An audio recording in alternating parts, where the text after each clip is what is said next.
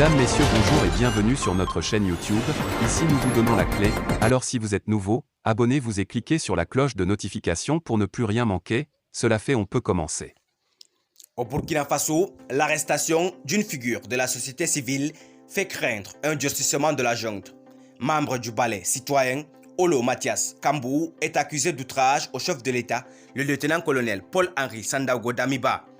Au Burkina Faso, son visage est devenu le symbole de la grogne contre la junte militaire au pouvoir depuis janvier.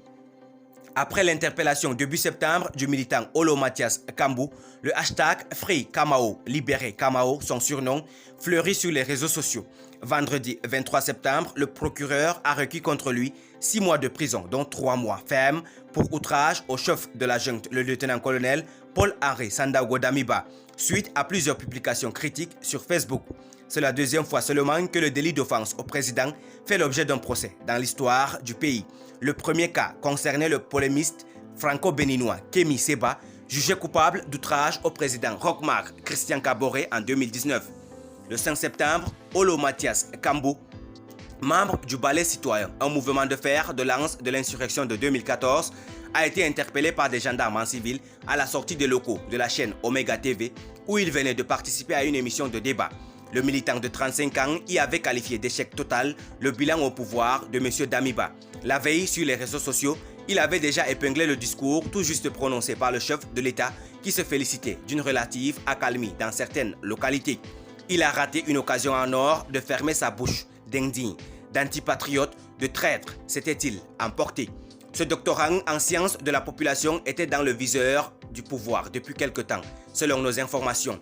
Ces publications dérangeaient, on l'avait mis en garde par personne interposée en lui disant de se calmer, assure une source proche du militant.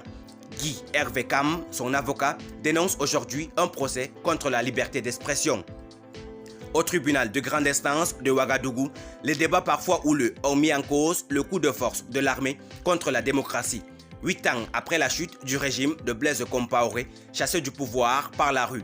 On s'est battu pour nos libertés et aujourd'hui, on veut condamner quelqu'un qui donne son opinion, a fustigé Prosper Farama à la défense qui dénonce également des irrégularités lors de l'interpellation et la garde à vue de M. Kambou. On peut critiquer, mais avec la forme, c'est agacé le parquet invoquant des propos méprisants. Le jugement est attendu le 30 septembre. Plusieurs organisations de la société civile s'alarment dans un communiqué d'une volonté de musulmans des voix discordantes à celle du MPSR, le mouvement patriotique pour la sauvegarde et la restauration, le nom de la junte. Alors qu'elle s'était engagée à reconquérir le territoire, celle-ci échoue à endiguer la propagation djihadiste, suscitant de nombreuses critiques au sein de la population. Plusieurs manifestations ont eu lieu ces dernières semaines dans le nord face à l'aggravation de l'insécurité.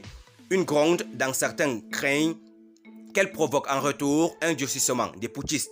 Le chef de la junte est allé jusqu'à accuser certains organes de presse d'être de dangereux outils de subversion, en jouant l'adoption d'une loi d'habilitation à l'Assemblée législative de transition permettant au gouvernement de prendre des mesures par ordonnance dans le cadre de la défense nationale avait suscité l'inquiétude des juristes. Merci pour votre aimable attention.